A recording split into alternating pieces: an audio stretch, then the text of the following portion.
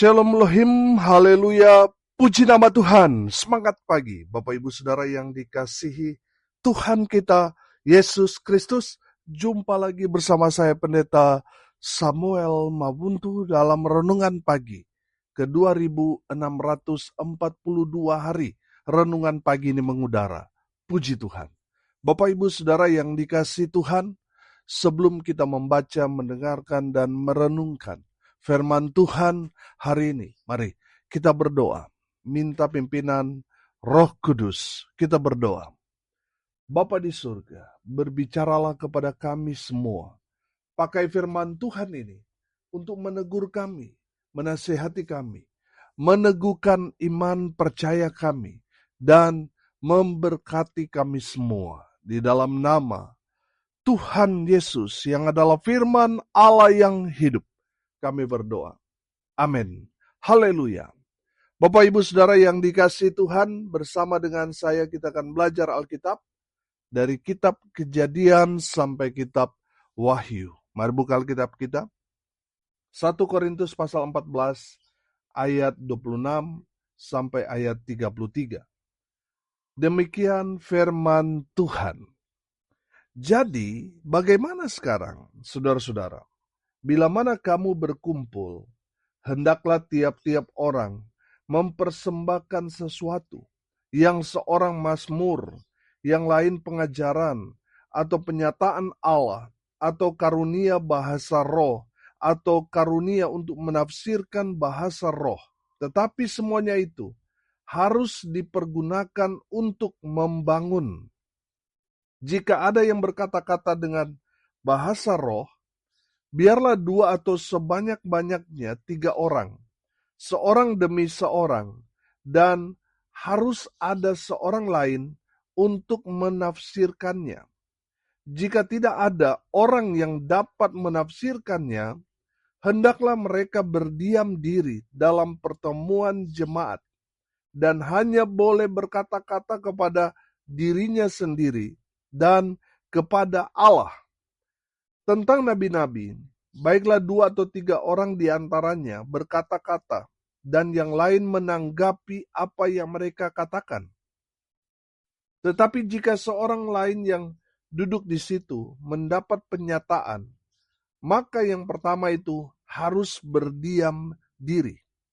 Sebab kamu semua boleh bernubuat seorang demi seorang, sehingga kamu semua dapat belajar dan beroleh kekuatan. Karunia nabi takluk kepada nabi-nabi, sebab Allah tidak menghendaki kekacauan, tetapi damai sejahtera. Amin. Haleluya. Bapak Ibu Saudara yang dikasihi Tuhan, firman Tuhan ini berbicara tentang aturan-aturan dalam pertemuan jemaat, atau saya sebut ini adalah liturgi dalam ibadah, dalam persekutuan. Haleluya. Mari kita belajar dari kebenaran firman Tuhan ini, apa yang harus kita lakukan ketika kita ada dalam ibadah. Yang pertama, saudara perhatikan ayat 26. Jadi bagaimana sekarang, saudara-saudara? Bila mana kamu berkumpul, hendaklah tiap-tiap orang mempersembahkan sesuatu. Saudara yang dikasihi Tuhan, yang pertama yang harus kita lakukan dalam ibadah, kita harus membawa korban persembahan. Amin. Jadi persembahan itu bicara tentang korban. Bicara tentang korban, ya tentunya kita ada pengorbanan, saudara. Kalau dalam konteks perjanjian lama, seseorang yang datang kepada Tuhan, dia harus membawa hewan yang akan dia korbankan sebagai persembahan kepada Tuhan.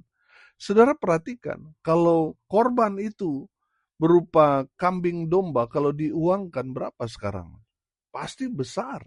Nah, kalau kita belajar tentang korban, ya sudah pasti kita harus memberikan yang paling terbaik buat Tuhan. Amin. Haleluya. Bapak Ibu Saudara yang dikasihi Tuhan, dalam ibadah baru dikatakan sah kalau kita, umat Tuhan, jemaat, gereja Tuhan, membawa korban persembahan yang paling terbaik buat Tuhan. Amin. Haleluya. Saudara, dalam firman Tuhan, nanti saudara buka Keluaran 23 ayat 15, Keluaran 34 ayat 20, Ulangan 16 ayat 16, firman Tuhan itu, perhatikan kalimat terakhir dari firman Tuhan itu. Janganlah orang menghadap ke hadiratku, ke hadirat Tuhan, dengan tangan hampa. Bapak Ibu Saudara yang dikasihi Tuhan, dengar ini baik-baik. Ketika kita datang untuk beribadah kepada Tuhan, jangan dengan tangan hampa. Kita harus membawa korban persembahan kepada Tuhan sebagai sesembahan kita. Saudara yang dikasihi Tuhan, dalam Injil Markus pasal 12 ayat 41 sampai ayat 44, ada persembahan seorang janda miskin di sana yang hanya punya 2 peser. Saudara, janda miskin ini tahu firman Tuhan, kalau datang kepada Tuhan tidak boleh dengan tangan hampa. Makanya dia berikan semua yang dia miliki kepada Tuhan. Karena dia tahu firman. Amin. Janganlah orang menghadap ke hadirat Tuhan dengan tangan hampa. Makanya janda miskin ini, dalam segala kekurangannya, dia tetap datang membawa korban persembahan buat Tuhan. Saudara, memang yang dia berikan hanya 2 peser. Hanya bunyi ting-ting. Beda dengan orang kaya yang memberi begitu banyak. Sehingga ketika jatuh dalam kotak persembahan itu, wah, ramai sekali, saudara. Ding, ding, ding, ding, ding, ding. Kira-kira seperti itu. Saudara, perhatian Tuhan ada kepada janda miskin ini. Karena dia memberi korban. Dari segala kekurangannya, dia memberikan yang paling terbaik buat Tuhan. Semua yang ada pada dia persembahkan. Beda dengan orang yang kaya, memang banyak secara manusia, tetapi dia memberi dari kelimpahannya. Saudara yang dikasihi Tuhan, kalau kita memberikan korban persembahan itu, belajar dari janda miskin ini. Kalau kita memberikan untuk Tuhan harus yang paling terbaik. Amin. Banyak orang dulu di kampung saya, saudara, sekarang nggak lagi. Saya yakin nggak ada. Kalau dalam ibadah banyak yang tolak tangan, saudara, tidak memberikan persembahan. Tapi kalau makan paling banyak, membungkus lagi.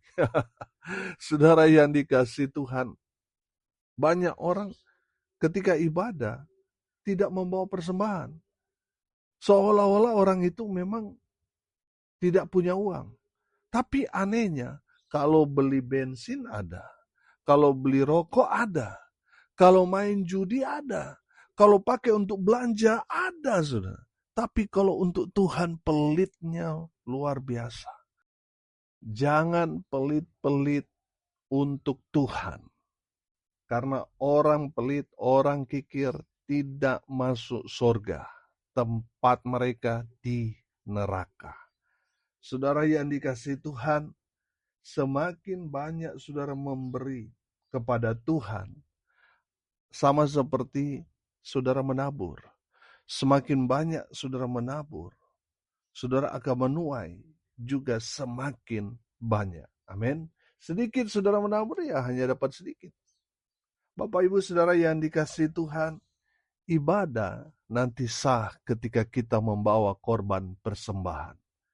Korban persembahanmu di hadapan Tuhan, Tuhan perhatikan sama seperti Tuhan memperhatikan seorang janda miskin yang memberi 2 peser persembahan untuk Tuhan.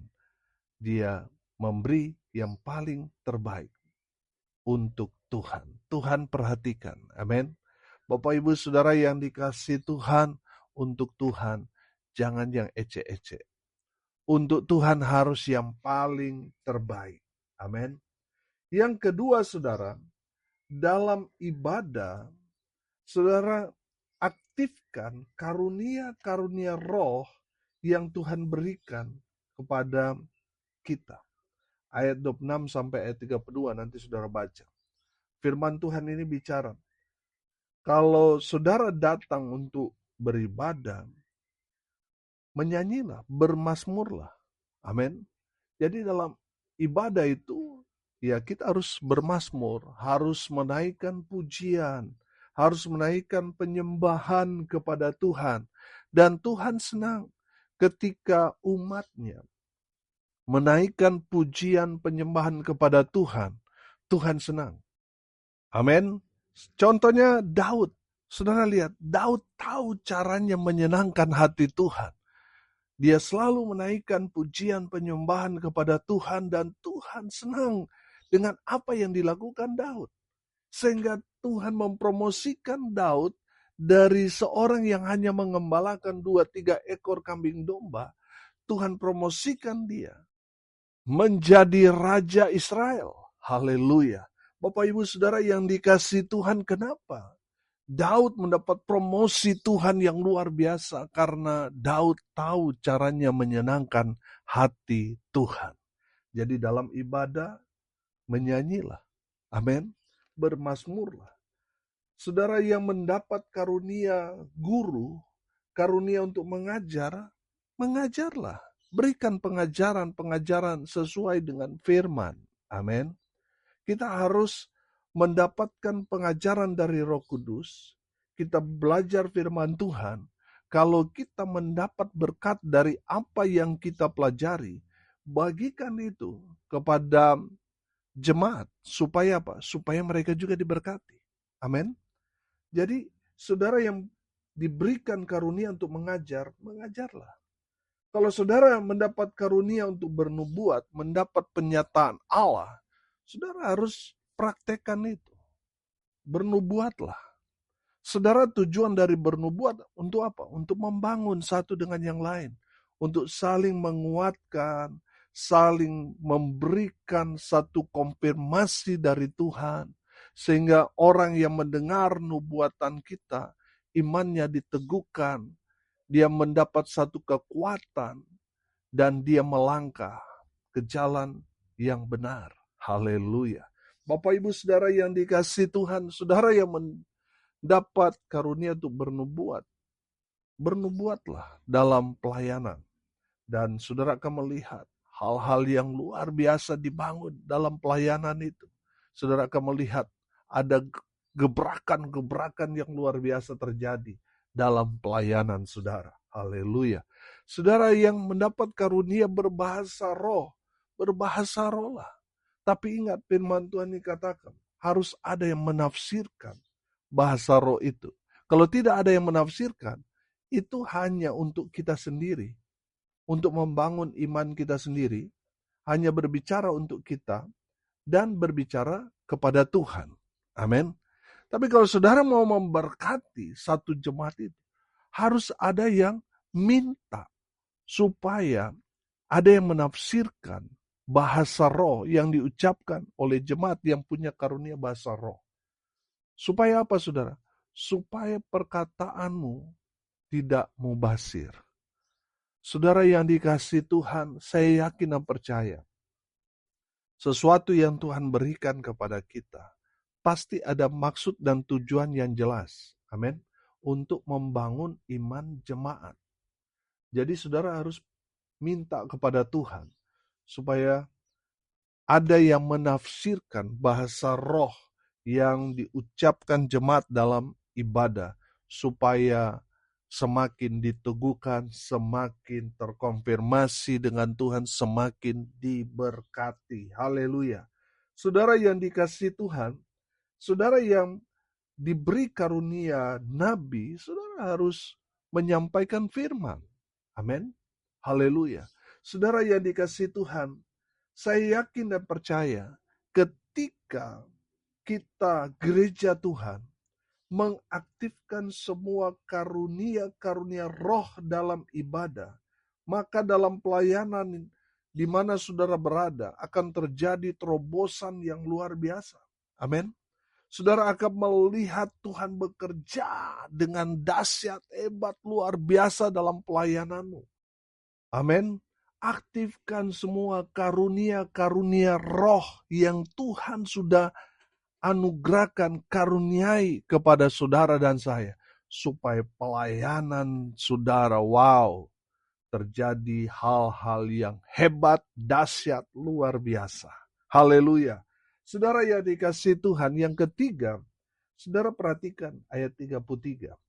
Sebab Allah tidak menghendaki kekacauan, tetapi damai sejahtera.